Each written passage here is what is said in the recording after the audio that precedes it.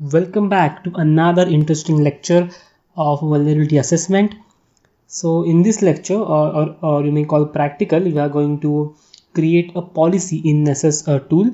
In the last lecture, we saw how you can download the Nessus from the tenable.com website. So now you can see on the screen a login window, right? Since you will be using the Nessus for the first time, you may not see directly the login window. You have to do all the registration things and then you will get a confirmation code on your email, and then you have to verify that code in order to get a login page. So since I will tell you what is Nessus. So basically Nessus is an automated vulnerability assessment tool scanner which is used to find out vulnerabilities in web pages, systems or networks through automating processes.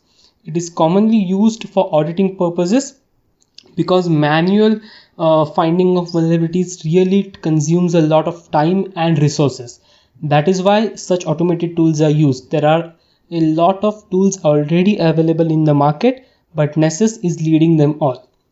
Now Nessus comes in two types, the free version and the premium version or the professional version.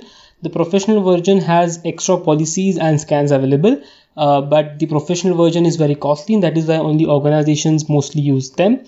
In this lesson, we are going to talk about the free version.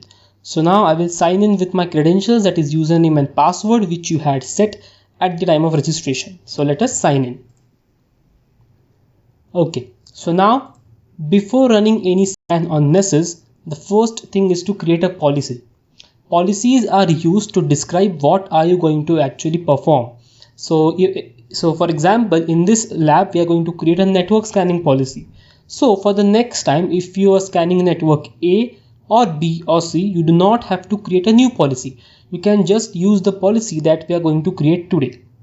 So as you can see under the resources tab, here you can see the policy tab. So you have to click here, and I have already created a policy named host discovery scan policy.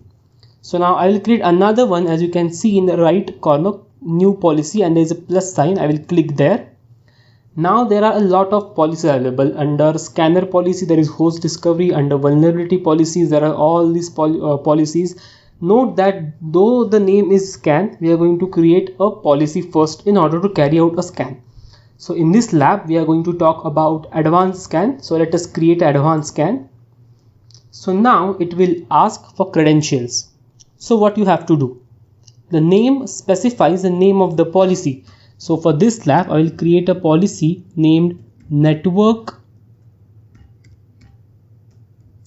scan policy. In the description, I can just write Udemy. Okay. But in actual scenario, you have to describe the entire process of network scanning, for whom you are scanning, for why you are scanning. So moving, since we have finished entering the basic details, let us move on to discovery tab. In discovery tab, in host discovery, see these are the three options in discovery: host discovery, port scanning and service discovery. First, let us talk about host discovery. So in the host discovery, we turn on the ping remote host. So now we have adjusted the settings in the host discovery.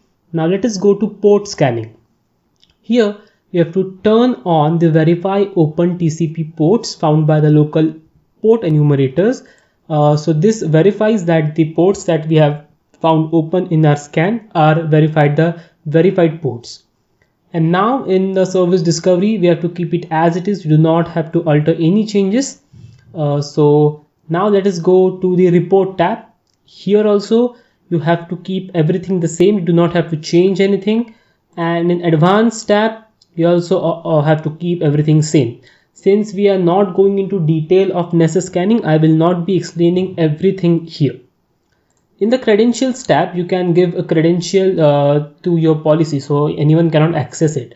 So in Windows, since we are going to scan for, I am using a Windows machine, you can give the username. I'll give the username as my initials and password also. And if you want to specify a domain, you can specify the domain. So after everything is done, you have to click save policy, but before saving, we will have a look at the plugins. So these plugins are used for specific scans. So if you're, for example, if you're scanning a Cisco network, you have to enable Cisco plugin. If you're scanning database, you have to enable database. Currently we have enabled no plugin since it is showing no family plugin selected. We are doing a basic scan. So after everything is done, we have to click save, and then finally we'll receive a pop-up policy saved successfully. So you can see network scan policy, advanced scan, we have created the policy. So in the next lab, we will see how we can use this policy to scan the network.